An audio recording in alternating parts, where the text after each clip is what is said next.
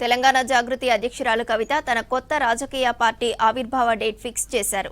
అదే రోజు పార్టీ పేరు, జెండా, ఎజెండాను ప్రకటిస్తామన్నారు కవిత. ఇవాళ శ్రీరామనవమి మంచి రోజు కావడంతో ప్రకటన చేశామన్నారు. యువత, మహిళలకు పార్టీలో అధిక ప్రాధాన్యత ఉంటుందన్నారు జాగృతి చీఫ్.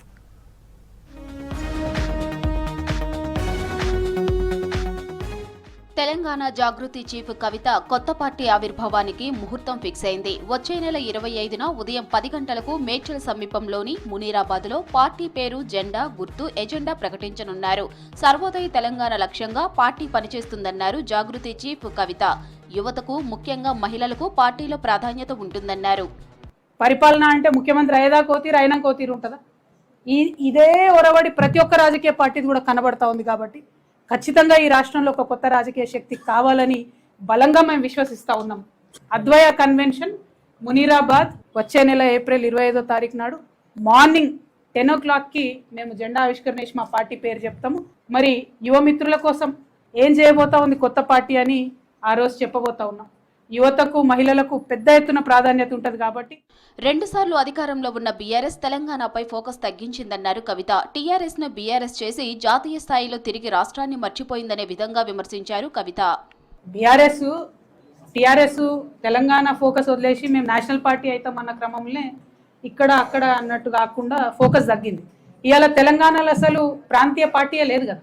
సో రేపటి నాడు మా జాగృతియే ప్రతి ఇంటి పార్టీ అవుతుంది. తెలంగాణ ప్రాంతీయ పార్టీ అవుతుంది. 95% ఫోకస్ మా తెలంగాణ మీద, తెలంగాణ సమస్యల మీదనే ఉంటుంది. నిజామాబాద్ పెద్దపల్లి రైల్వే లైన్ తాను ఎంపీగా గెలవనప్పుడే తీసుకొచ్చానని, ఢిల్లీలో లాబియింగ్ చేసే సత్తా, గల్లీలో వల్లు వంచి పనిచేసే సత్తా ఉందన్నారు Kavitha. Nizamabad Peddapalli railway line finish చేస్తాను వాగ్దానం ఇచ్చిన. అప్పటికే అది 25 సంవత్సరాల నుంచి పెండింగ్ ఉండేది. అందరు నవ్విండ్రు, 25 ఏళ్ళకెళ్ళి కాలేదు, పెద్ద పెద్దోళ్ళు ఎంపీ ఉన్నప్పుడు కాలేదు, నీతో అవుతుంది అన్నారు.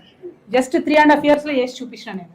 అంటే నాకు ఢిల్లీలో లాబీ చేసే సత్తా ఉంది, గల్లీలో ఒళ్ళు వంచి పనిచేసే సత్తా కూడా ఉంది. ఆ పట్టుదల ఉంది నాకు. అవసరమైతే ఢిల్లీలో లాబీ చేస్తాం, అవసరమైతే గల్లీలో పనిచేస్తాం.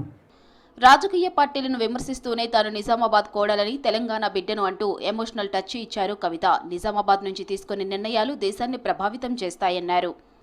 నేను నిజామాబాద్ బిడ్డను, నేను నిజామాబాద్ కోడల్ని, తెలంగాణ బిడ్డను. మరి మన నిజామాబాద్ చూసుకుంటే, మన తెలంగాణ చూసుకుంటే బౌద్ధ, జైన, సూఫీ మతాల సమ్మేళనంగా ఉంటాం మనం. మరి నిజామాబాద్ మట్టి మంచిది. నిజామాబాద్ మట్టిలో పుట్టినటువంటి ఏ ఆలోచన అయినా కూడా బాగా సక్సెస్ అయింది. ఏప్రిల్ 25న పార్టీ ఆవిర్భవిస్తుందని చెప్పారు జాగృతి చీఫ్. ఈ కొత్త పార్టీ రాష్ట్ర రాజకీయాల్లో కొత్త సమీకరణాలకు దారితీస్తుందా అనే చర్చ మొదలైంది.